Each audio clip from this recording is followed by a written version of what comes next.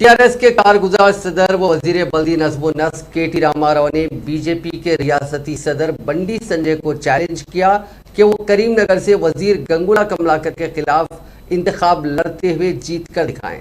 अपने दौरे करीमनगर के मौके पर अवामी जलसे से खिताब करते हुए के.टी.आर. ने सवाल किया कि क्या मरकज ने तेलंगाना के लिए तरक्की दी है। उन्होंने बंडी संजय से सवाल किया कि क्या वो मरकज से कालेश्वरम प्रोजेक्ट के लिए कौमी प्रोजेक्ट का दर्जा देने की नुमाइंदगी कर चुके हैं। उन्होंने कहा कि बंडी संजय ने हिंदू मुस्लिम के नाम पर सियासत करने के अलावा कुछ नहीं किया।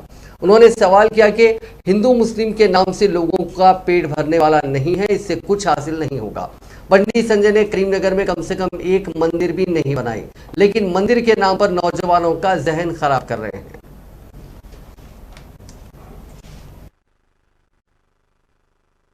కరీంనగర్ ప్రజల పుణ్యం అని చెప్పి ఒక ఆయన ఎంపీ గెలిచిండు. ఎంపీ గెలిచిన ఆయన మీ అందరికీ ఆయన పేరు ఎరికే, నేను ఆయన పేరు చెప్ప. ఆ ఎంపీ గారు మరి ఇప్పుడు నేనేమో ఒక 1000 పనులు చెప్పగలుగుతా. ఏమేమి చేసింది టీఆర్ఎస్ ప్రభుత్వం అంటే 1000 పనులు చెప్తా. ఈ పనులన్నీ చేసినామని. ఇవాళ వినోద్ కుమార్ గారు ఎంపీగా ఉన్న నాడు గతంలో స్మార్ట్ సిటీ స్టేటస్ కూడా ఆయననే ప్రత్యేకంగా కొట్లాడి మరి పట్టుకొని వచ్చిండు. నేను ఇప్పుడు గెలిచిన ఎంపీని అడుగుతున్నా, కరీంనగర్ ఎంపీని, నువ్వు గెలిచి 3 ఏళ్ళ కనీసం కరీంనగర్ పట్టణం కోసం ఒక 3 కోట్ల పనన్న చేసినవా? దమ్ముంటే చెప్పమని చెప్పి ఆ ఎంపీ గారిని అడుగుతా ఉన్నా.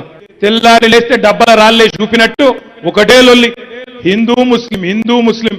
నీకు అది కూడా పోనీ హిందూ ముస్లిం అంటావు, ఒక గుడైనా తెచ్చినావా? కనీసం తిరుమల తిరుపతి దేవస్థానం గుడి, పెద్ద పెద్ద మాటలు.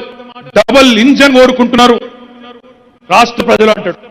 ఇక్కడ డబల్ ఇంజన్ ఉన్నది కదా కరీంనగర్ లో, నువ్వో ఇంజను, మీద ఢిల్లీలో మోడీ ఇంకో ఇంజను, డబల్ ఇంజన్ ఉంది కదా.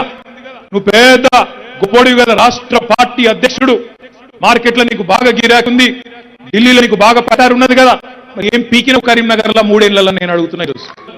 ఈ బీజేపీ నాయకులు, కేంద్ర ప్రభుత్వ నాయకులు, కేంద్ర ప్రభుత్వ మంత్రులు అసమర్థులు, అడ్డిమా గుడ్డి దెబ్బ